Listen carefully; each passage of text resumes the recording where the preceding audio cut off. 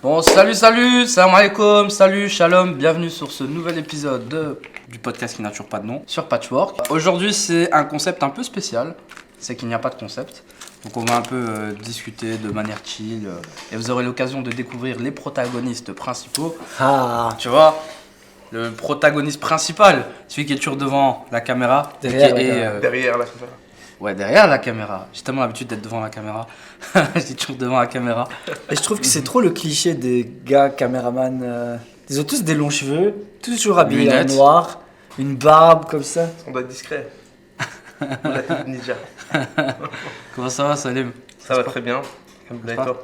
Ça va, alhamdoulilah. Ça te passe spécial d'être devant la caméra? Ouais, c'est spécial. Et vous allez vous rendre compte qu'il a des choses intéressantes à dire. Et à ma gauche, on a la chance d'avoir la dernière venue du projet Patchwork. La dernière recrue. C'est ça. Hein. Et aujourd'hui, c'est un peu son jour de test, tu vois. C'est en mode. On va voir si est-ce on va la qu'elle va garder, pas- est-ce qu'on va la virer, est-ce que... On sent que t'es sous pression un peu comme ça. peu, Mais ouais. t'inquiète, tu vas voir. Ça va bien se passer. Comment ça va? Ça va et vous? Ça va. Mais dis son tranquille. prénom, moi. Mais- Ça se voit que Bah, t'as pas il a voulu le dit dire. Non, C'est ça qu'il a voulu Non, le dire et qu'il Asrat. sait pas le dire. je le dis bien. Ah, ça, c'est Mais tu vois, je le dis bien. Non, mais je voulais la présenter. Je voulais. Bref, on s'est compris. Je vais te laisser faire. Je t'en prie. Qui es-tu? D'où tu viens? Qu'est-ce que tu fais dans la vie? Comment tu s'appelles? Sinon, on peut faire un jeu différent. Nous, on la présente. Ouais. Donc, elle s'appelle Asrat Elle est bengalaise. Bengali. Bengali. Bengali. Bangladesh. Bangladesh. Bangladesh. T'es Genre sûr qu'on Bengali, dit c'est ça, que nous pour les gars. Ouais, j'ai tapé des débats sur ça. C'est Ok. Bangladesh. Ça se Et voit Bangladesh. que- Ça fait combien de temps que t'as pas été au Bangladesh? Moi, nous, on y a été il y a 3 semaines. Comme ça, Ça tu sais. fait même pas 15 jours que je suis rentrée du Bangladesh. Ah, tu nous as battu d'une semaine. C'est vrai que nous, on a. T'as déjà rencontré des gens qui ont été au Bangladesh qui Non. sont pas bengalis? Non, jamais. Bangladesh. Bangladesh. Bangladesh. Eh ben, c'est nous, c'était nous. Il y a deux personnes qui sont rentrées au pays il y a 2 alors moi, c'était moi et Salim. Il y a Je- des choses à raconter? Ouais. Ah ouais. Ah, on peut vous raconter justement. C'est justement un sujet Ah, quoi, c'est un bon sujet. qu'on peut aborder dans ce podcast. Si vous voulez, on peut dire des choses. Hein. Ah ouais, donc autour de la table, là, il y a 3 personnes qui ont été au Bangladesh. Sauf un bête type. Ouais, T'as pas déjà- été au Bangladesh, toi? À quel moment tu dis ouais, moi je vais au Bangladesh? Et pourquoi Bah, frère, pas? regarde. Je sais Dans la pas, c'est statistique, pas- là, c'est toi le perdant. Statistiquement, t'es nul. Ouais, j'avoue. Statistiquement, ta vie est nulle. Hein. Après, j'ai envie de dire, on m'a pas invité aussi. Hein. Peut-être l'année prochaine. Peut-être l'année prochaine, si t'es gentil. Tu vois comment tu retournes le truc? Ah ouais? Ça peut être bien, je me vois bien partir en voyage avec lui. Ouais, franchement. Moi, Fais pas de pause. Bon. moi je suis une galère en vacances. Ah ouais? Je suis le genre de gars super énergétique qui s'arrête jamais, tu vois. Ouais, c'est ce qu'on a besoin. Ah bon, voilà. Comme ça, je vais me reposer un petit peu. Parce que- C'est fatigant les voyages. Alors, moi j'ai une question pour lancer le débat. Quelle est la personne la plus inspirante que vous ayez rencontrée? Une personne, pas obligée d'une personnalité connue, hein, mais une personne qui a marqué votre manière de voir les choses, votre parcours personnel, etc. Et il faut expliquer évidemment pourquoi. Et contrainte, ça ne peut pas être ton père ou ta mère. Comme ça, sinon tout le monde va sortir Ouais. son père. Oui, ma maman. Salim, tu commences. Ah ouais. Non, mais commence-toi, c'est toi qui poses la question. Ah non, Abou. Moi j'en ai un, c'est cliché. Hein. Après, je suis un geek, tout ça. Mais moi, c'est les personnages de manga. Je suis sérieux quand je dis ça. C'est ça, Goku. Il va dire Naruto, je suis sûr. il va Je te dire jure que c'est Naruto. Vraiment, c'est vrai. C'est pas pour faire genre le gars et tout, mais je regardais Naruto quand j'étais petit, tu vois, genre 10 piges. Mais même toi, tu fais genre, regarde, tu portes un t-shirt Mangekyou Sharingan. Ouais, mais je dis pas que c'est la personne qui m'a inspiré le plus. Non, mais il y avait ça. Qu'est-ce qui ça t'a m'a inspiré dans Naruto? En fait, c'est la philosophie derrière, tu vois, de... Attends, je dois pas rigoler parce que je sens que tu vas parler très sincèrement. Non, après, tu peux rigoler. J'ai l'habitude des gens qui te font là. Ça, il l'a appris dans Naruto, tu vois. Vas-y. Non, mais en vrai, t'as regardé Naruto. Ouais, Toi, t'as regardé Naruto? J'ai mangé Ouais, ouais. Naruto. j'ai mangé. Vraiment? Ouais, j'ai Et regardé. toi, C'est Ashrat? habitué, ouais. J'ai tout Non, regardé. non. T'as tout regardé? Ouais. J'ai tout regardé, j'ai Ah bah regardé attends, Boruto. avant que tu parles, est-ce que tu trouves Naruto très inspirant? Pour un enfant, ouais. Pour un adulte. Non, non, non. Vas-y. On va s'attendre. Explique-nous Allez, pourquoi Non, on va Naruto. d'abord t'écouter avant est de la dire, personne. Ah, parce que la question elle était simple. Explique-nous, dis-nous qui est En la toi, personne la voilà. plus inspirante, impactante dans ta vie. Donc, Naruto, parmi tous les êtres vivants sur Terre, Et ouais, qui a été je te donne cherché à dessin animé. Non, c'est pour le côté humoristique du podcast, c'est important, tu vois. Il faut le gars qui fait la vanne. Non, mais sérieusement, Naruto, pourquoi? Parce que ça t'apprend l'acharnement, Le fait de travailler dur pour ce que tu crois juste pour toi et pour ce que tu penses important pour toi. Là, il y a zéro vanne. Hein. Là, tu peux pas dire non. Mais donc, l'histoire de Naruto, c'est juste le petit qui veut devenir Hokage. Il se fait négliger par tout le monde, personne n'y croit. Et lui, c'est le seul à croire en lui et il arrive à faire de grandes choses. Et puis à la fin du manga, on apprend que c'était l'élu. Non, ça, il faut pas rentrer dans ce ouais, délire. ok. Non. On reste dans le délire de base. Ouais, t'as Ok. spoilé comme ça. Et voilà. Mais sinon, en vrai de vrai, j'ai pas comme ça de tête de. Non, mais c'est une personne bonne tête, hein, Naruto, inspirante. en soi. C'est lui qui a juste cassé ton. Mais en soi, Naruto, ça se tient. Hein. Franchement, c'est inspirant. Ok, vas-y, Il a toi. des cheveux jaunes et tout. Sinon, t'as intérêt à dire mieux. Hein. Non, mais frère, on va passer d'abord parce que. Mais non, Je viens vas-y. de- Mais Ah, toi, toi, regarde, ok. Asrat. Et donc, toi, une des personnes qui t'a le plus impacté, c'est. Nordine Mengele, mon professeur d'AFP en haute école, donc il m'apprend à devenir professeur aussi. Et il nous a raconté son histoire, son histoire quoi. Et c'était un petit enfant un peu Turbulent. turbulent. Et il y a un professeur à lui qui a cru en lui et qui l'a envoyé devenir professeur. Et après ça, il a fait plein de bonnes choses qu'il nous a racontées. Je sais pas si je peux le dire, mais du coup, moi, ça m'a inspiré. Et ça m'a donné confiance à devenir prof et peut-être faire le même parcours que lui. Et c'est lui qui t'a donné envie de devenir prof ou t'avais déjà la volonté de devenir prof avant? Non, j'avais déjà envie de devenir prof et justement, c'est mon prof pour devenir prof. Ok. Qui t'a réconforté dans le choix là, Voilà, c'est ça? exactement. Ok. Et pourquoi lui plus que d'autres? Parce que je connais son histoire et elle est super motivante. Ok. Top ça. Et vous avez eu des profs comme ça qui vous ont. Moi j'avais un prof, je me souviens, il disait en rigolant, et c'était un de mes profs favoris, il s'appelait monsieur Serge Alarcia, il disait qu'on allait finir en prison. Il disait, parce qu'on est... C'était fort, hein. Il a vu un arabe, un noir, il s'est dit, vous, ça se voit un jour, vous allez mettre un petit croche-patte dans les escaliers sans faire exprès, vous allez finir en prison. Mais tu sais, il disait en mode gaulerie, tu vois. Et je kiffais trop ce prof parce qu'il avait sa petite dose d'humour. C'était mon prof d'économie à l'époque. Malheureusement, je l'ai eu qu'un an, mais c'était banger de ouf. Voilà. Sinon, à part ça... Moi j'en ai eu un, il s'appelait Van Rossum. Il est décédé maintenant, ça fait. En fait, je suis pas émotion, c'est pas d'émotion, c'est juste je suis malade. Il est décédé maintenant, mais c'était un prof, il fumait tout le temps. Etc. Mais c'était un prof, il aimait bien faire du show, c'était un professeur d'histoire. Et quand il venait, vraiment, il faisait comme un spectacle, il bougeait dans tous les sens, il racontait super bien. Et un jour, il a donné un cours qui m'a blindé touché, parce qu'il parlait du Moyen-Âge. Il dit, je comprends pas dans l'histoire pourquoi on appelle ça le Moyen-Âge. Parce qu'en fait, il y a la plus grande star de l'histoire de l'humanité qui est née dans cette période-là. Il parlait du prophète Mohammed sallallahu alayhi wa sallam. Il dit, vous vous rendez pas compte, hein, mais il y a les Beatles, il y a Michael Jackson, et la plus grande star du monde, c'est quand même c'est Mohammed, hein, n'est-ce pas Zeki?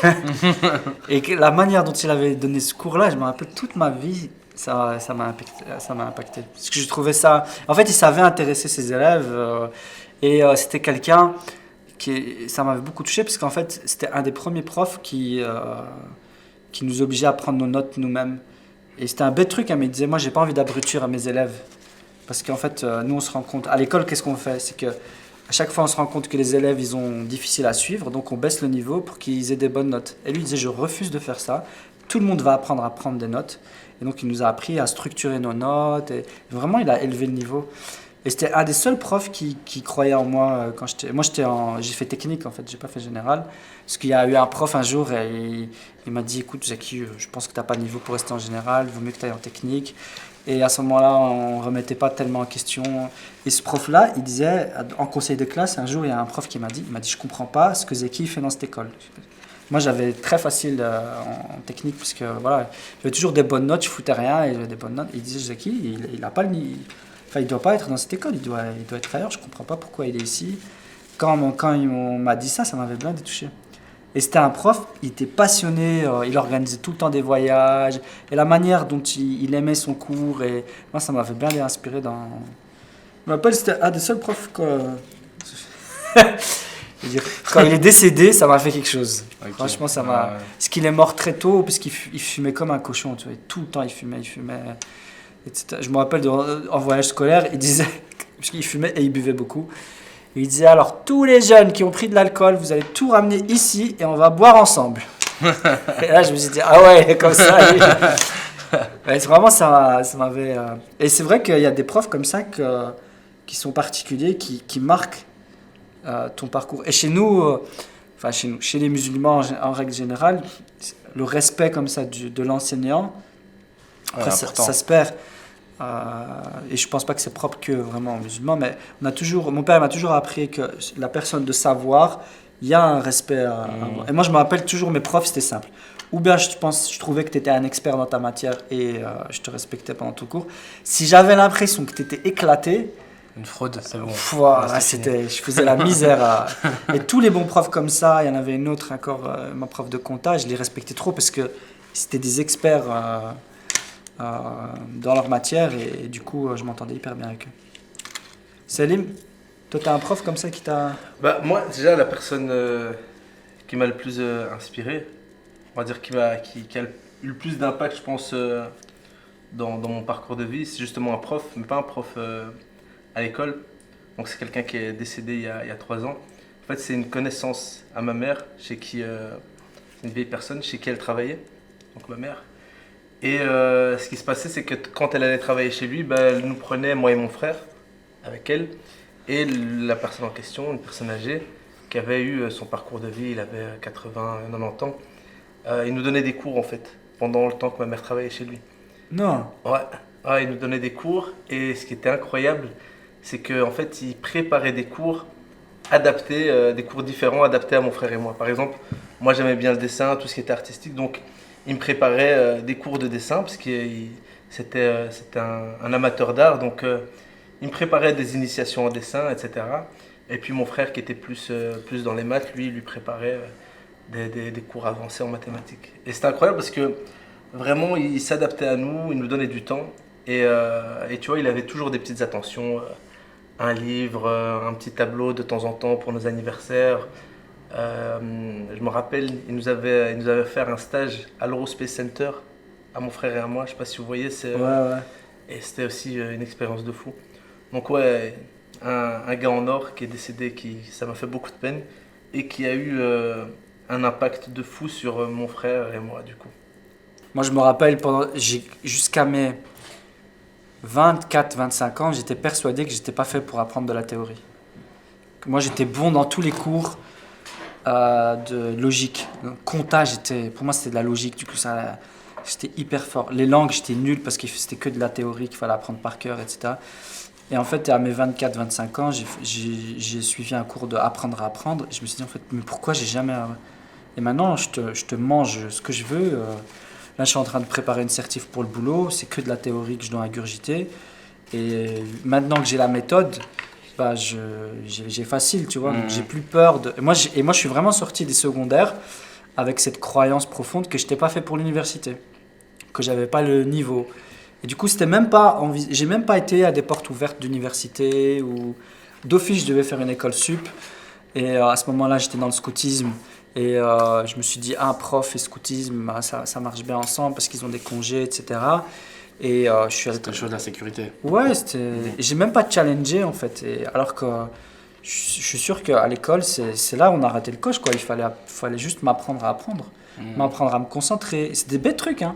Et quand j'ai donné cours, j'étais formateur pendant un moment, et la première chose que je donnais à mes étudiants, c'est apprendre à apprendre. Et la même chose, mes étudiants ils me disaient, pourquoi, c'est la première fois que j'entends parler de ça. Pourquoi à l'école, on nous a jamais appris à se concentrer, à prendre note, à réviser, quels sont les meilleurs moments de la journée pour réviser, comment on fait pour apprendre par cœur, tu vois, des mécanismes comme ça. Et donc, moi, je suis sorti en me disant, jamais je vais faire l'UNIF. Alors qu'il suffisait de m'apprendre ça et j'aurais cartonné. Après, alhamdoulilah, j'ai un beau parcours, c'est pas ça, mais c'est vraiment ça, quoi. Vraiment, j'avoue. Moi, en parlant de gens qui m'ont particulièrement formé, je vous avais dit que j'avais fait les scouts pendant un moment. En fait, j'ai fait longtemps dans les scouts. D'ailleurs, je connais Salim à travers les scouts. Donc, vers 17-18 ans, je suis tombé chez les Fourmis, les scouts musulmans de Bruxelles. Et je suis resté pratiquement facile 10 ans dans ce truc. Et ça a vraiment été une école pour moi. Parce que j'ai appris la débrouillardise. En fait, moi, à ce moment-là, je faisais beaucoup de sport.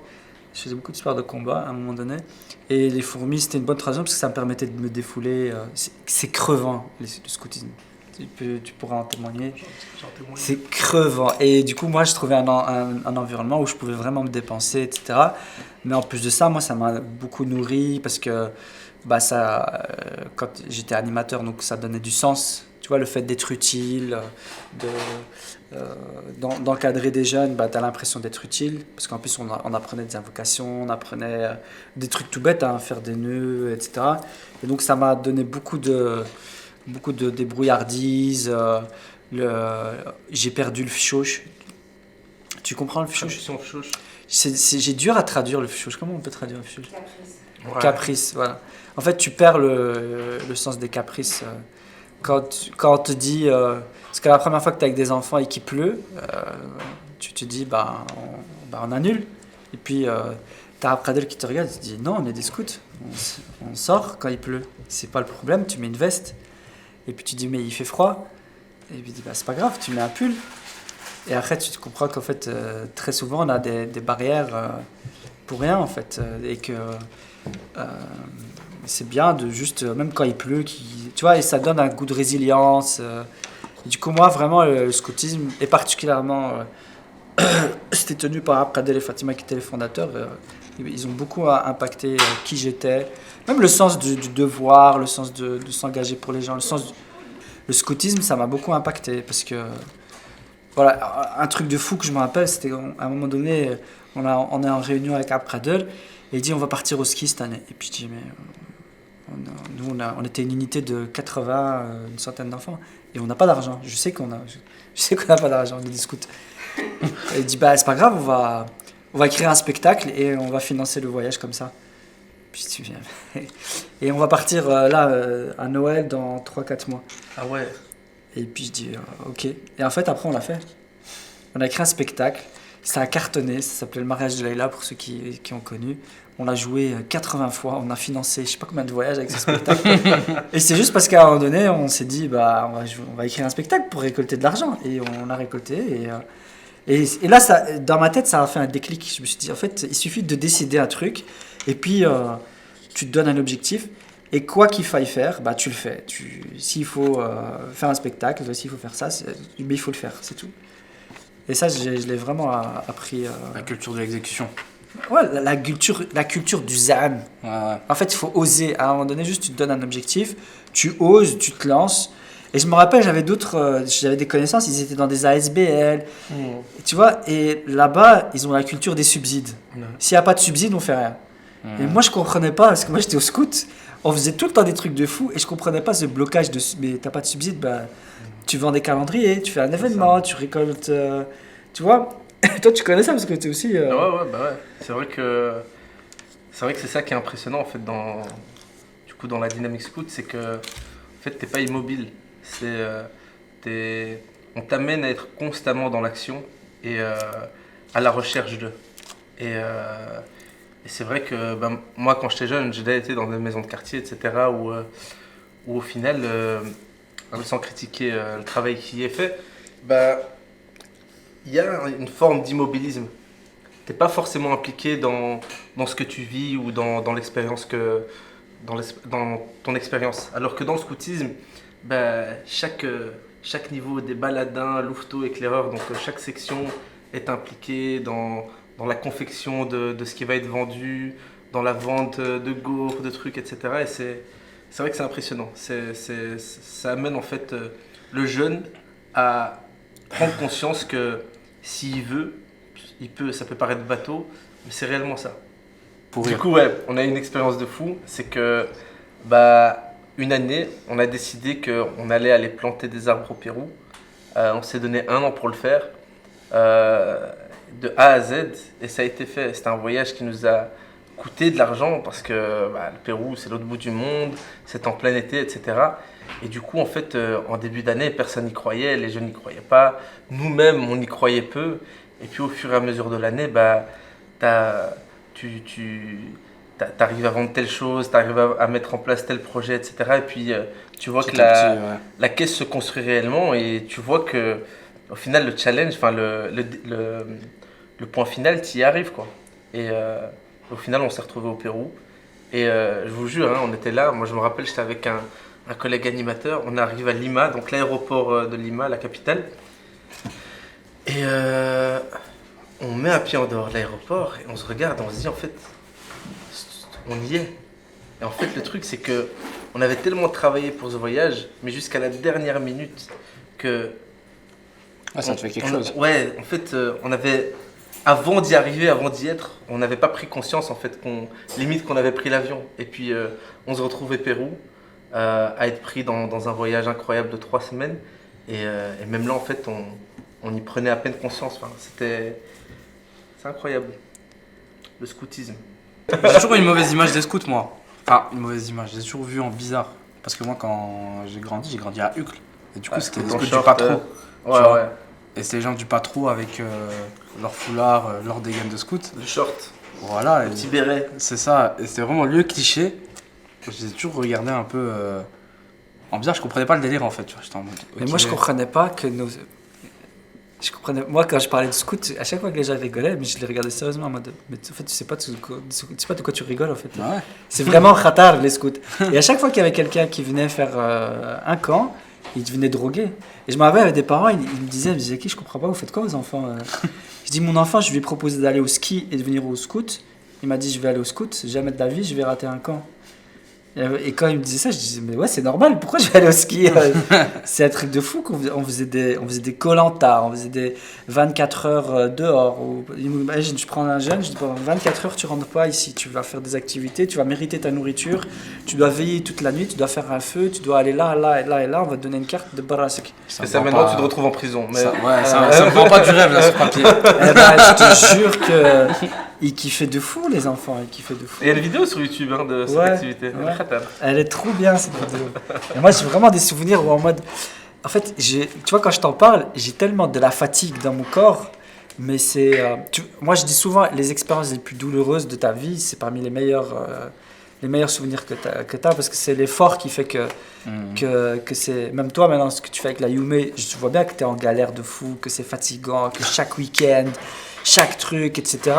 Mais dans ta vie, cet épisode, cette saison Yume, elle va être une des meilleures que tu as profité de ta vie, tu vois. Et je trouve qu'aujourd'hui, quand je vois l'impact que a le digital dans la vie des gens, il y a une superbe anecdote qui est sortie là. Vous avez vu l'enfant ils étaient dans un bus scolaire aux États-Unis. En fait, il y a un bus scolaire aux États-Unis et il y a la femme, le conducteur, elle fait un malaise. Il y a un enfant, il voit ça, il remarque, il voyait qu'il y avait un truc, et il a un réflexe, il appuie sur le frein, et il dirige, et il met le bus sur le bas-côté. Un enfant. Après, ils ont regardé pourquoi c'est cet enfant qui a réagi. Et en fait, cet enfant-là, c'était le seul enfant dans le bus qui n'avait pas de téléphone. Tous les autres, ils étaient comme ça, et lui, c'est le seul, comme il n'a pas de téléphone, bah, il regarde. Il regarde où il est, et il a remarqué que c'était le chauffeur. Quand j'ai vu cet épisode, j'ai dit purée, c'est un truc de fou. Ouais, C'est vrai que ça rend pas compte. Hein, et même il a une réaction hyper mature où il demande aux autres d'appeler les secours. Limite, il leur dit, je crois, arrêter de filmer ou quoi. Enfin, c'est vrai que les autres. En fait, lui il réagit et il donne des instructions aux enfants. Il leur dit appelez la police, appelez les secours. Et les autres enfants, ils font quoi? Ils sont en train de filmer. Il n'y a personne qui l'écoute. Il dit mais arrêtez de me filmer, arrêtez de filmer la scène, appelez la police. Tu vois le truc? Ouais. Et quand on demande aux parents pourquoi, à votre avis, votre enfant il a réagi comme ça, ils ont directement dit mon enfant n'a pas de téléphone. C'est vrai que c'est. Tu vois? Et je trouve que un des trucs que j'adorais avec les scouts, c'était aussi ce truc, c'était le fait d'être dans du réel. C'est dur hein, pour nous, moi et toi, de dire ça. On est tout le temps dans le digital, création de contenu, internet, bazar, machin. Mais le scoutisme, on était dans la vraie vie, on était dans la nature. Et je te jure que au début, j'avais du mal avec ça, aller prendre les jeunes. J'ai dit, venez, on va faire une promenade. Et ils me disaient, mais on va faire quoi? Il y a quoi au bout? Je dis, non, on va juste faire une promenade, on va faire une randonnée pendant... Ils me disaient, pendant combien de temps? Pendant 4 heures, on va tourner. Et puis, ils me disaient, mais je comprends pas, en fait, c'est quoi ton délire? Et après, quand on était là et qu'on regardait la nature et que tu avais des jeunes qui regardaient comme ça en mode, mashallah, subhanallah, etc. En fait, on a des signes de Dieu partout et on ne sait pas les regarder. Et nous, on est tout le temps comme ça. Et en fait, maintenant, je me rends compte à quel point c'est hyper important ce truc d'être dans le vrai, surtout dans une société qui est la nôtre maintenant, où tout est tout le temps digital. En fait, on préfère regarder la vie des autres sur un écran que de Ouais. vivre une vraie vie. Ah ouais, on le voit bien avec les avec nos concerts jeux. ou quoi, tu vois. Dès qu'il y a une expérience à vivre ou quoi, t'as tout le monde qui sort son téléphone et personne ne vit véritablement l'expérience du Ouais. moment. Tu vois. Et au scout, on interdisait le téléphone. Moi, le premier jour, après, ils étaient malins. Premier jour, je prenais le téléphone de tout le monde. Après, j'ai compris qu'ils avaient tous 2 téléphones, un pour donner à Zeki et un pour surfer sur Internet. Mais quand même, le fait de, tu vois, de cette cure, moi-même, je le sens. Hein, je sais pas pour vous, mais il y a des moments où je me dis, ah, putain, c'est pas possible. Ouais, j'avoue. Je supprime Insta, etc., parce qu'on est trop. En fait, ils ont tellement rendu l'algo puissant que t'as l'impression que t'as- C'est un trou noir. Je te Surtout jure. depuis l'apparition de Quand tu rentres TikTok. dedans, ça y Tu vois, le TikTok, c'est Le cette fil, pierre. Waouh. Puis, Qui termine jamais. Tu vois, avant Insta, enfin, même à l'époque Facebook, tu regardes un peu les statuts de tes potos. Non, mais je crois que Tac, tac, TikTok, puis le t'avais pire, fini, c'est tu vois. t'ouvres C'est et t'as direct une vidéo, t'as direct. C'est ça, mais ça s'en finit plus. Ouais. C'est ça qui est vicieux, tu vois. Avant, bah, le début d'Instagram, t'avais des photos de tes amis, tu regardais tes quelques potes. Une fois que t'avais fini, il n'y avait plus rien à regarder. Ouais. Snap, c'est la même chose, tu regardais les stories de tes amis, tu vois qu'il n'y avait plus rien, il n'y avait plus rien, tu vois. Maintenant, avec TikTok, ça finit jamais, tu vois. Il y a Donc, tellement de t'es tout vidéos le temps là. drôles sur TikTok. Non, mais je me dis, J'avoue. c'est fou. Ouais, Il se j'avoue. passe des trucs de fou dans le monde quand même. Ouais. Tu vois, toutes les situations existent. Il y a et tu tout. tombes dessus, tu tombes sur celle qui t'intéresse. En fait, c'est fou. Et quand tu dis à ton fils, va vivre ta vie, tu regardes. Je comprends pas en fait. Mais tu vois, ce truc, ça fait qu'en fait, on doit tout le temps être stimulé. Et dernièrement, vous savez qu'il y a énormément de bienfaits à s'ennuyer. Mhm. Des fois, je dis ça à mon fils. Je dis, tu sais quoi, on va rien faire aujourd'hui. Et il me Ah, ça regarde serait comme la ça. Il me dit, créativité. mais qu'est-ce que je t'ai fait, papa? Viens, on sort. Et non, je dis, on fait rien aujourd'hui. C'est bien. Parce que Ouais. ça va stimuler sa créativité. Exactement. Ça. Il y a énormément d'ennuis dans le fait de rien faire. Comme tu dis, ça développe ta créativité. Et nous, on a toujours maintenant avec cette société ce truc de performance, de tout tas des activités, etc. Bon, mon fils, chaque jour, je vais le chercher. Il me dit, qu'est-ce qu'on fait aujourd'hui? Mais on va rien faire, frère. Je suis pas un clown tous les jours. On doit faire des trucs. Aujourd'hui, on fait rien. On se repose. Non, c'est bien. Carrément, tu m'as donné envie d'aller faire du scout. Ah, Bah, moi, il y a des scouts moi, dans j'ai les ce vieux. don. Moi, j'ai ce dès que je parle à quelqu'un de scoutisme, ils viennent avec moi en camp. Mais j'en ai jamais fait de ma vie. Ouais, donc- Et à 28 ans, il y a moyen alors, du coup, ouais. je vais me retrouver encore plus Ouais. âgé que l'animateur. Non, moi j'ai 30 ans, donc allez, ça va, ça passe. Ça va, mais t'es animateur. Je suis plus animateur, mais Il est encadrant ou comment t'appelles ça? staff. Staff. Moi, si je viens, c'est en mode gamin. Hein. Ouais, mais marhaba. je mais sais que je suis t'inquiète, encadré. on les connaît ceux-là. Les gens qui n'ont pas vécu leur enfance et qui viennent Ils animer. doivent des- rattraper, on va rattraper le temps Ah, parce perdu. qu'ils s'amusent plus que les enfants. Ouais, voilà. Et toi, t'as déjà fait du scout? Non, mais j'ai toujours voulu en faire. Ouais, t'as 2 Bah, candidats. regarde, les héritiers. Moi, je On vous dis, recrute, hein. vous avez l'occasion de mettre vos enfants, si vous n'avez pas encore d'enfants. Mais moi, rien que pour mes enfants, j'ai envie de relancer les scouts. Parce que je me dis, j'ai tellement eu de chance d'avoir ce truc. clair. De vivre des expériences, de vivre... En fait, c'est une tribu, tu vois, tous les gens avec qui tu as grandi, etc. Moi, quand je vois mes anciens scouts, il n'y a même pas besoin de Moi, parler. j'ai tu j'ai- vois. la j'ai famille. ça l'anecdote quand j'étais louveteau. Mais j'étais louveteau dans une section, dans une Tu veux unité dire animateur, catholique. Louveteau. Non, quand j'étais louveteau. Ah, J'étais dans une unité catholique à Saint-Josse. Une très terrible unité qui avait, je pense, quasiment 100 ans. Et donc, on avait une très petite unité. Quand on partait en camp, on partait, je crois qu'on était 12 ou 14 enfants maximum. Et donc, moi à l'époque, donc j'étais louveteau, j'étais un jeune. Et les croûtes, j'aimais pas manger les croûtes. c'est quoi ça? Donc, ouais, mais j'aimais pas. Enfin, tes enfants, ils mangent tes croûtes? Ils mangent des croûtes? Ouais. Ok. Ouais, j'achète les sandwichs mous, du coup, il n'y a pas de... Ouais, bah, c'est de la triche ça. Bref, nous on avait des vraies tartines scout avec la croûte bien dure, tu vois. Donc je mange mes tartines, on était à table. Et bon, les croûtes, je les mange pas. Et je les mets en poche. Arrête. Et c'est tout, on fait la journée, puis je remonte dans la chambre. Et je mets ma main dans ma poche, je sens un truc tout mou, tout visqueux comme ça. J'avais oublié que j'avais mes croûtes dans la poche. Donc je vais à la fenêtre. Et on était tous dans la chambre, il n'y a personne qui me voyait, je fais le truc discrètement. Et je jette mes tartines par la fenêtre. Et puis, genre, une minute après, Akela, donc Akela chez les louveteaux, bah, c'est le chef, il crie le rassemblement, mais en mode vénère, tu vois. Et donc, il nous appelle dans la cour, il nous met en rang, et il nous sort les croûtes. Et alors, qui a pas mangé ses croûtes à midi? Et après, il fait un à un. Il dit non, moi j'ai mangé, moi tu sais que je mange mes croûtes à quelle heure? Et chacun il répondait. Et moi je dis non, moi j'ai mangé mes croûtes. Il dit ok. Il retourne, il dit tout le monde a mangé ses croûtes. Ah ouais? Il demande à tout le monde retournez vos poches. Je retourne mes poches, elles étaient pleines de miettes de mie de pain. Et donc j'ai fait des tours. J'étais fait des tours en pleurant, des tours du parc en pleurant. J'étais resté là. Et voilà. Et la leçon que j'ai retenue ce jour-là, il m'a fait une manipulation de fou. Il m'a dit, sache Selim que Akela il voit tout. Encore aujourd'hui, Bonne voit leçon tout. de vie. Maintenant je j'écoute. Maintenant, tu Je vas laisse acheter- plus. Je suis en train de réfléchir à une anecdote. Ah moi, un des trucs, ça m'a appris les scouts, c'est ce qu'on appelle l'intelligence émotionnelle. C'est apprendre à gérer des gens, à comprendre pourquoi l'autre il est comme ça. Plutôt que Et moi, mes premiers camps, j'avais tendance à toujours crier. Et puis c'est un réflexe que tu as quand tu veux te faire entendre de jeunes, tu cries ouais, silence. Et en fait, au bout d'un moment, tu remarques qu'au plus tu cries, au moins les enfants t'écoutent. Ouais, parce que ça c'est marche. devenu normal que Zaki crie. Mm. Et un des trucs que j'ai appris à faire, et je le fais encore quand je suis formateur maintenant, c'est que plutôt que de crier, je parle doucement. Et ça force tout le monde à t'écouter. Donc quand tu parles comme ça un petit peu, tout le monde fait qu'est-ce qu'il dit en fait. Et après en fait j'attends, ou bien j'attends comme ça, et puis je dis y a pas de souci. Excuse-moi, ça c'est un truc que je fais, mes étudiants ils savent ça. Quand tu parles, moi je parle, et qu'il y a quelqu'un qui m'interrompt pour parler, je dis ah excuse-moi, c'était probablement très important. Termine, je vais attendre. Dis-moi quand t'as terminé. C'est bon, t'as terminé? Et là, il y a un malaise. Et ça, c'est des trucs que j'ai appris au scout. Tu vois, c'est arrête de crier tout le temps. C'est pas comme ça que. Et arrête de t'énerver contre un gosse. Moi, il y a un truc, un autre truc que j'ai appris au scout. Le soir, quand les enfants sont pas fatigués et qu'ils sont en train de rouer, parce que tu es en train de t'énerver contre des enfants, ils veulent pas dormir. On a tous connu ça en classe verte, etc. Le prof, il pète un câble. Ah, tu dormir, là, là. Mais ils sont. Un jour, Abkader, je pense que c'est lui qui m'avait dit ça. Il me disait qu'ils s'ils sont comme ça, c'est parce qu'ils sont pas assez fatigués. Et donc moi, ce que je faisais, chaque après-midi, je m'assurais de les tuer. C'est-à-dire, j'allais faire une randonnée pendant des heures, je faisais des exercices hyper physiques pour que lorsque on mange, ils étaient en train de manger comme ça.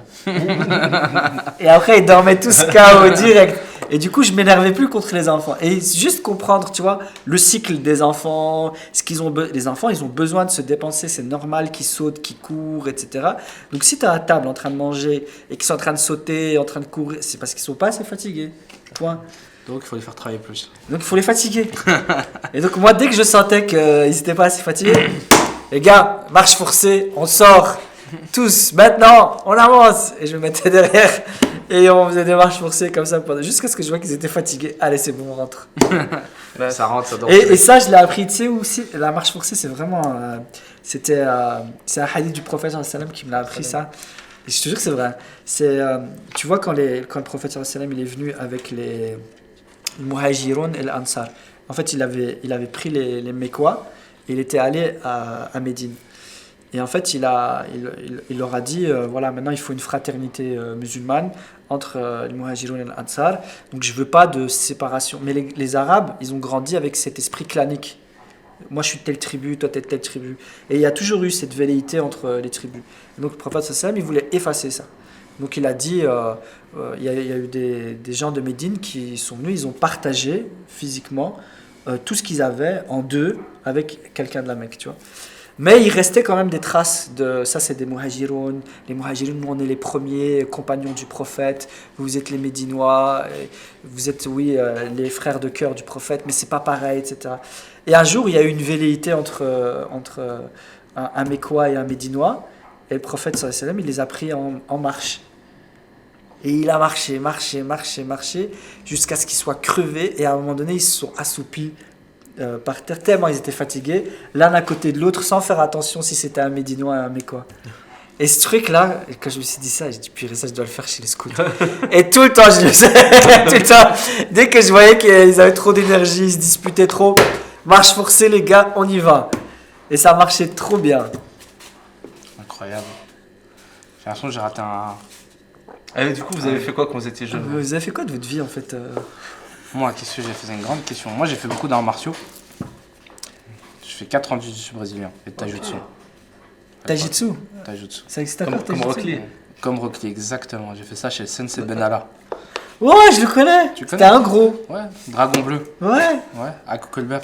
ouais. Ça, Et il faisait ça avec m'étonne. son fils aussi. C'est ça, Ismaël. Purée. J'étais chez eux. Et il y avait une rate à l'ambiance à leur entraînement. Incroyable. Franchement, il m'a appris pas mal de choses. Hein. Et lui, il avait la force parce qu'il était vieux, tu vois. Il avait, je crois, quand j'allais chez lui, il avait facilement 60, 70 ans. Ok. Et ses élèves, c'était comme sa famille, tu vois. Donc il m'aimait beaucoup. Donc à chaque fois, il m'emmenait chez lui à Morlanway, il habitait à l'époque. Et chez lui, il avait installé justement un dojo chez lui, d'entraînement. Et il me faisait des cours particuliers en mode. En mode, tu vas devenir Rock Lee, quoi. Voilà. C'est exactement ça. Et puis un jour, il a découvert les mangas et il a tout Puis, dit. franchement, ce qu'il m'a dit, c'est l'université. Après ça, j'ai tout Ah ouais. arrêté activité parascolaire. Mais sinon, ouais, j'ai fait Donc tu longuement- conseilles aux jeunes de pas aller à l'université si C'est ça, arrêtez l'unif, les gars. Ça sert à rien aller au chômage direct. C'est bien. Tu vois. Ça sert à rien. Ne croyez pas en vos rêves. Vous allez juste être déçus. Belle leçon de vie, j'aime beaucoup. Non, mais. C'était ironique. 4 ans. Hein. Ah, Si ouais. on a bien un qui fait ça, c'est. Mais sinon, non. Moi, tout ce qui est sport collectif, j'étais hyper nul. Donc, tout ce qui est sport de balle et tout. Football, t'es le dernier choisi. Dernier choisi, claqué Bienvenue au dans le sol, club, moi c'est aussi. ça. On devrait Ah, faire une j'étais équipe des nul. derniers choisis. Toi aussi, dernier choisi. Pire. Toi, Ouais, même, j'ai une équipe. même la dernière, Ah elle a ouais. choisi. Ah, j'étais carrément. Ah, t'étais ça, toi. C'était toi qui choisissais. Ouais, Non, on choisit pas le gros, lui, non. Il est nul. je prenais que les belles filles. Ah, c'est comme ça que ça fonctionne. Et ça gagnait ou ça marchait pas trop? Toujours. Ah, je suis grave compétitive, je déteste perdre. Ok. Ah ouais. Ah ouais. Mais du Bah, coup, en fait, depuis tout à l'heure, elle a un visage un peu angélique, gentil. Ah ouais, tu te Et rends depuis compte tout à l'heure, que elle- ça sèche les cours, ça mauvaise Attends, perdante. elle a dit- non mais t'as- du coup, tu choisissais comment? Parce que nous, en tant que dernier choisi, on se pose vraiment la question. D'abord les plus Comment forts, un chef d'équipe choisit son équipe? d'abord les plus forts, puis les amis, puis ce qui reste. Et puis les beaux, et puis. Ah, genre les plus nous, on forts est avant scarés. même les amis. Ouais. Ah ouais. Non, moi, franchement, faut gagner. Et mes potes le savent.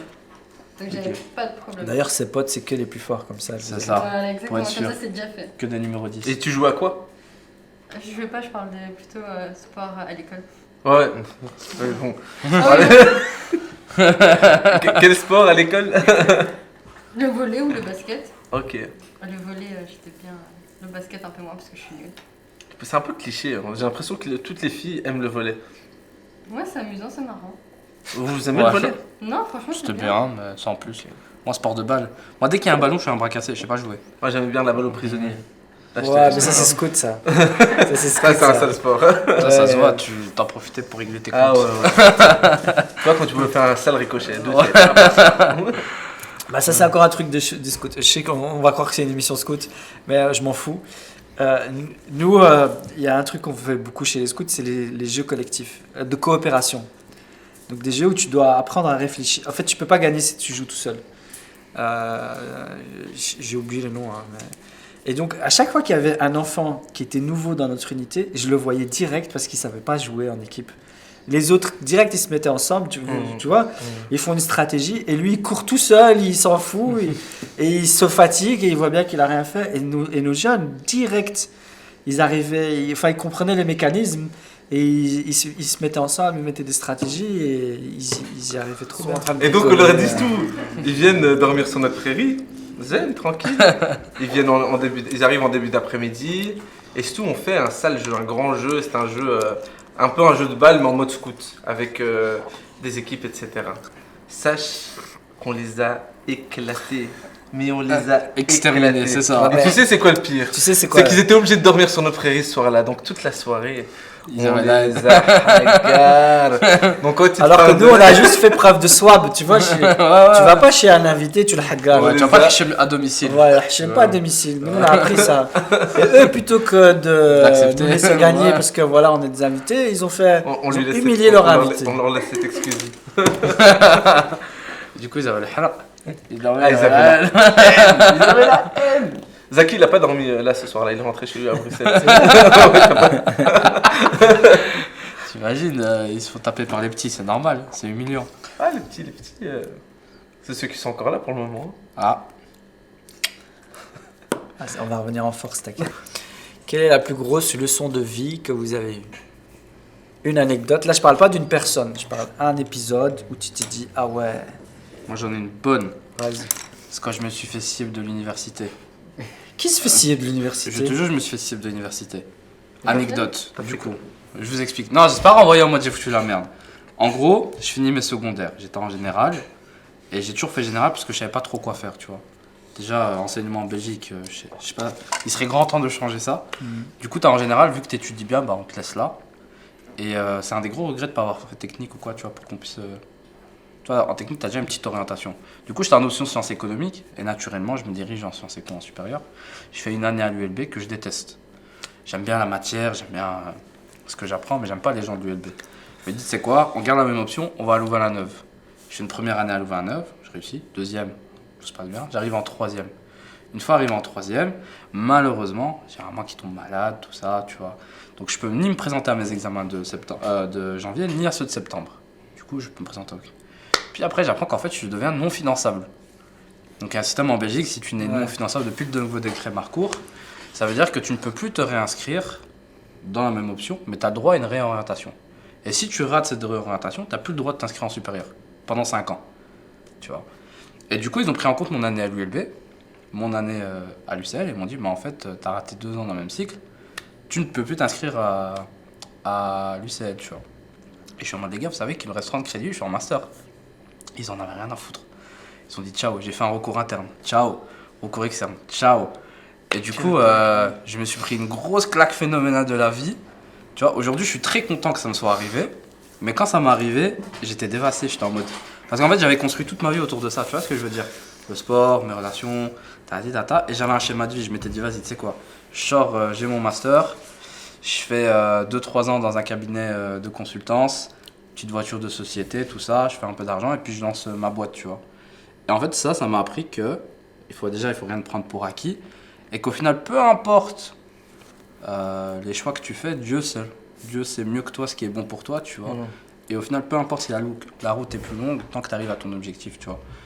Et aujourd'hui, ben, Allah savait pertinemment que moi, mon gros kiff, c'est l'entrepreneuriat, tu vois. Et j'ai toujours voulu lancer mes projets.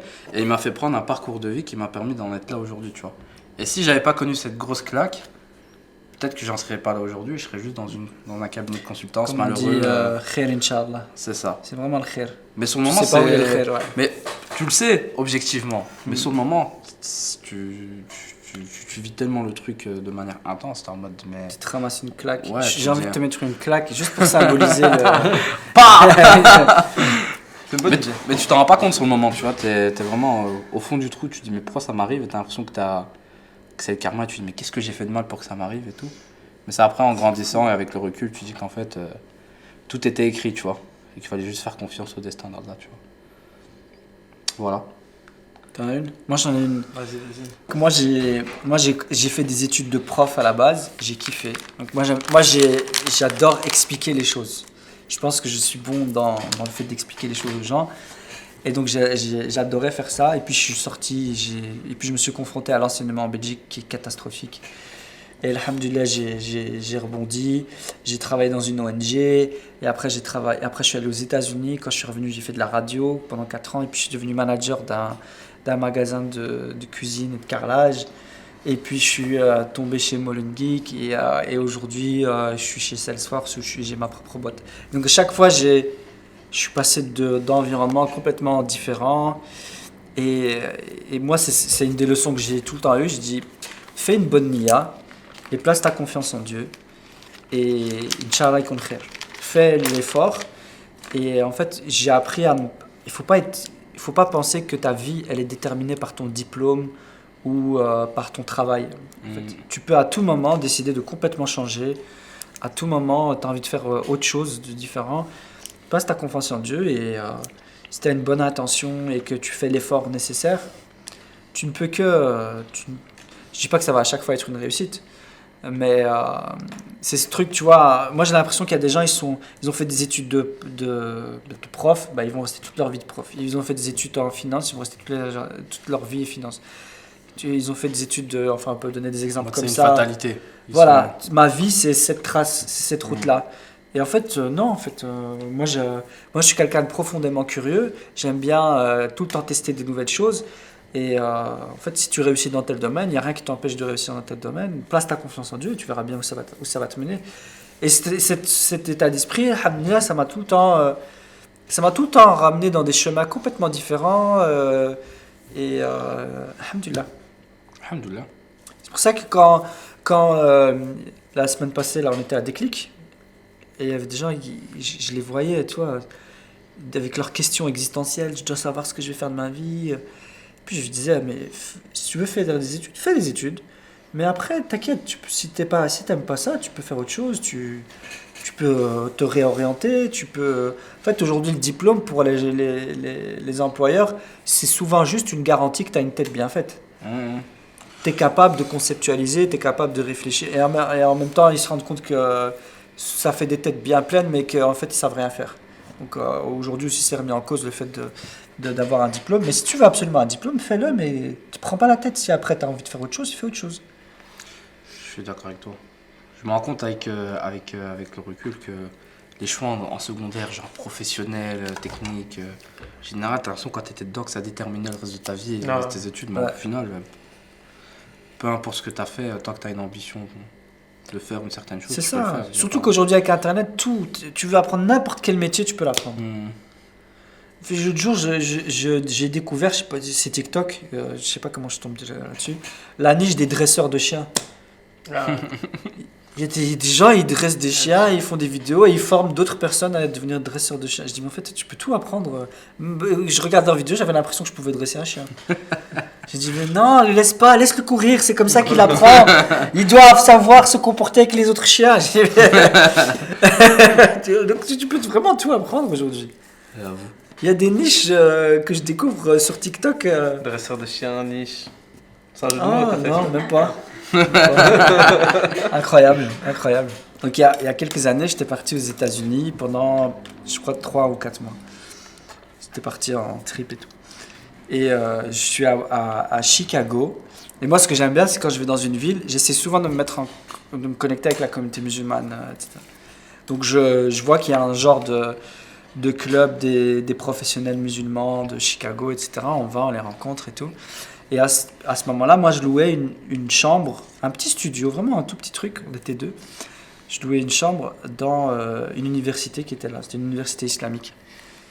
Mais c'était vraiment petit, c'était pas agréable, etc. Et le soir où je vais manger avec ces gens, il y a un gars, c'était le prétendant d'une femme qui était là. C'est la première fois que je le croise. Il me dit, alors, tu fais quoi et tout Je dis, voilà, moi je suis venu de Belgique, on est en mode trip et tout, tu loges où, etc. Je dis, là, il me dit, ah, mais c'est pourri là-bas. Il me dit, ouais, et puis il me dit, bah, si tu veux, j'ai une maison, je peux te la prêter. Et puis je regarde comme ça, je dis, attends, il y a un mec, tu viens de le croiser il n'y a même pas 10 minutes, et il te prête une maison. Et moi, je dis, mais je crois pas, tu vois. Il me dit, ouais, mais c'est un peu en banlieue, c'est un peu décentré, tu sais pas y aller en train, donc je vais aussi te prêter une voiture. Et moi, je crois pas, tu vois. En fait, il m'a vraiment prêté une Mini. Alors à ce moment-là, les Mini, c'était une toute nouvelle voiture, franchement. Il me prête une Mini pendant 2 mois, donc il m'a économisé 2 mois de loyer. Ah ouais, 2 mois. Ouais, 2 mois, il me demande pas un bal et il me prête une dalle entière qui était, qui était pour moi. Et je me dis, comment c'est possible cette générosité en 10 minutes de... Et là, je me dis, tu vois, en mode, wow, la fraternité, les musulmans, c'est trop rata, c'est extraordinaire quand même. T'es un mec. Et depuis ce jour-là, je me dis, la leçon que j'en ai tirée, c'est si tu peux aider quelqu'un, aide-le. C'est pas grave, tu vois. Et en fait, ce mec-là, ce qu'il avait eu, c'est qu'il était marié à une femme, et il avait 3 enfants avec elle, et elle venait de décéder. Et donc, il n'arrivait pas à rester dans cette maison. Il est parti vivre avec sa mère et ses 3 enfants. Mais il est resté avec cette maison-là le temps qu'il la vende pas. Et elle était là, elle était vide, tu vois. Et la voiture qu'il m'a prêtée, c'était la voiture de sa femme. Et donc, comme ça, gratuitement, un mec qui vient de rencontrer, tu vois. Qui fait ça ? C'est vrai que c'est fort, ça. Qui fait ce niveau de générosité juste comme ça, parce qu'il y a un gars qui est devant toi et tu lui prêtes une dalle, une maison, un appart. Et après, il m'a mis en contact avec plein de gens et je trouvais ça fou, quoi. Et depuis ce jour-là, je me dis, en fait, si tu as l'occasion d'aider, bah aide, en fait. Fais-le, il faut pas trop réfléchir si ça te coûte rien, même si ça te coûte quelque chose, fais-le, tu vois.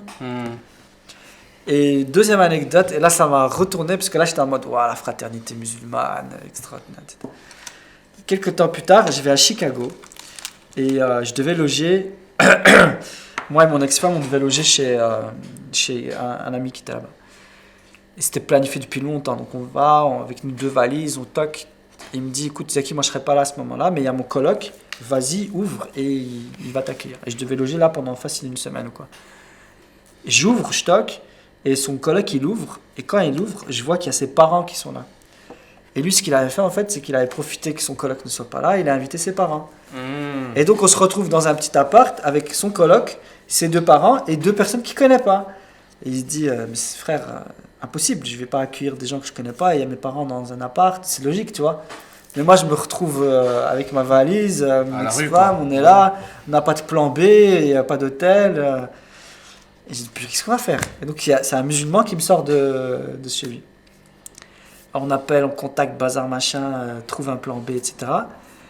Je crois 2 heures plus tard, on reçoit un appel, ouais, j'ai un pote à moi, il est là-bas, va chez lui. Et de nouveau, un mec que je connais pas, ni d'Adam ni d'Ève. Et aux États-Unis, tu vois, ils ont des maisons, et avec le sous-sol, il est aménagé aux États-Unis. C'est jamais une cave comme chez lui, éclatée. En fait, ils font des appartes dans. Il nous a accueillis chez lui, de nouveau, tout un étage, c'était le sous-sol, mais c'était bien aménagé, salle de bain, lit, etc. Et ce type, c'était un juif. C'était un juif américain qui faisait, à ce moment-là, il faisait des missions humanitaires en Syrie. Ah ouais. Il était dans un délire, le type, c'était le début de la guerre en Syrie. Et lui, il allait pour faire des missions humanitaires, vraiment en mode casse-cou, aucune ONG allait, et lui, il allait, et il aidait les gens en Syrie, etc. Et donc, j'ai passé toute ma soirée avec ce type. Et je me disais, mais c'est quoi ce truc tu vois, des moments de ta vie où tu vois des signes partout. Et je dis, mais c'est quoi ce juif devant moi? Je le connais ni d'Adam ni d'Ève, il m'accueille, il accueille 2 musulmans. Tu le connaissais d'eux? Hein? Mais tu le connaissais d'eux? Ni d'Adam ni d'Ève, mais je le connaissais d'eux. Ah, c'était encore un jeu de mots. Non. Et donc je le connais pas ce type, il m'accueille chez lui, il accueille 2 musulmans. Et je me dis, purée, ce type.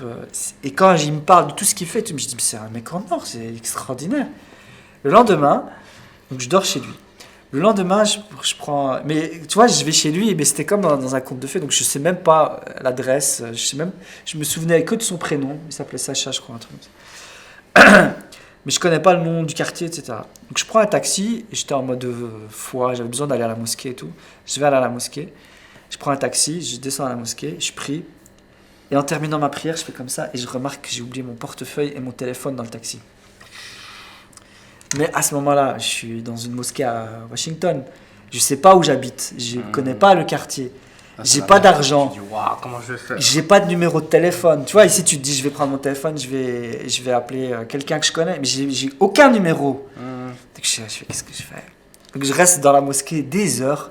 Parce que j'avais rien à faire, je vais sortir, je vais faire quoi? Tu dis ouais, je reste, je fais des tu vois quand t'as la foi de fou, je fais aide-moi, je sais pas quoi faire, ou qu'est-ce que je vais faire, etc. Finalement, je me décide à sortir. Qui je vois en sortant?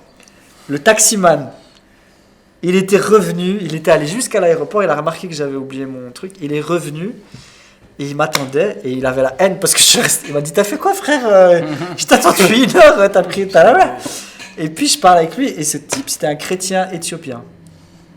Et donc en 2 jours, il y a un musulman qui me sort de chez lui, un juif qui m'accueille à la maison, et un chrétien qui me ramène mon portefeuille. Et là, ma tête, elle fait « Waouh, qu'est-ce qui se passe ?» Tout s'est mélangé là. Tout s'est mélangé. Il y a quelques jours, c'est un musulman, j'étais en mode fraternité musulmane, et le lendemain, Dieu me dit « Regarde, il y a du khir partout, frère. Il y a des gens bien dans toutes les communautés. » Regarde le juif qui t'a accueilli, regarde le chrétien qui est venu de l'eau. Et en fait, le chrétien il était allé jusqu'à l'aéroport, c'était l'autre bout. Hein. Il était revenu jusque-là, juste pour me donner mon portefeuille et mon téléphone. Magnifique. Quelle histoire. Et toi, Zrat? Ma leçon de vie? Ouais. Ouais, c'est à 18 ans, j'ai connu un premier mort dans ma vie que j'avais jamais connu de mort. C'était comme un petit frère. Et avant, j'étais le genre de personne quand je me dispute, je le sors de ma vie. Je calcule plus la personne tant qu'elle vient pas. Et je m'attendais pas. Bah en fait, c'est un enchaînement là. Tu commences à me faire peur. Tout ça, Non, on te le dit gentiment. Mais depuis tout à l'heure, tu vois. C'est qui l'a ramené Super, d'accord. Qu'est-ce qu'elle a dit? Elle sort des dingueries. J'ai dit, à l'époque, quand je me disputais, je parlais plus à la personne tant qu'elle vient pas vers moi. Donc je la sortais de ma vie, en gros. Et j'ai connu mon premier mort à mes 18 ans. Et c'était comme mon petit frère, vraiment comme mon petit frère. Et ça faisait 3 mois que je ne l'avais pas vu. Et bêtement, je travaillais au Deleuze et il était passé, on s'était vu, on s'était dit on va se revoir. Et 2 jours après, je reçois un appel et il est mort d'un accident de voiture. Il avait 16 ans. Et donc, à partir de là, je me suis dit Faut plus que je parle. il faut que j'arrête de nexter les gens et faut que j'apprenne à faire des efforts. Et, de toute façon, dans l'islam, c'est dit faut savoir pardonner. Faut savoir pardonner. Et voilà. Faut pas ne pas parler plus de 3 jours avec son frère, donc j'évite de le faire. Belle leçon. C'est mignon. Et un mois après, j'ai eu la mort de mon père. Mais arrête de dire des trucs en souriant. T'enchaînes, c'est enchaînement. J'ai rigolé, mais j'ai eu honte de rigoler. C'est quoi Non, ça... Afra, Allah yarhamou. on va te faire des cours, je sais pas. Storytelling, ça va pas là. Bah, en fait, t'as un Expression visage... faciale. Elle a un visage rayonnant, Faut que ça mais les concorde avec, dingueries qu'elle lâche... Et ça sortit des meilleurs, ça. Bon les amis, j'espère que vous avez apprécié ce podcast qui n'a toujours pas de nom. Zaki, il faut faire quelque chose. Sur Instagram, on ferait pas un petit sondage, choisissez le nom du podcast. Bah les gars, suivez-nous sur Instagram, Patchwork Belgium, sur TikTok, Patchwork Belgium. Et abonnez-vous sur YouTube si ce n'est pas encore fait. On se retrouve très vite pour un prochain podcast. En tout cas, moi c'était un pur plaisir de tourner avec les Khaïs ici. En attendant la famille, prenez soin de vous. Je vous aime. Ciao.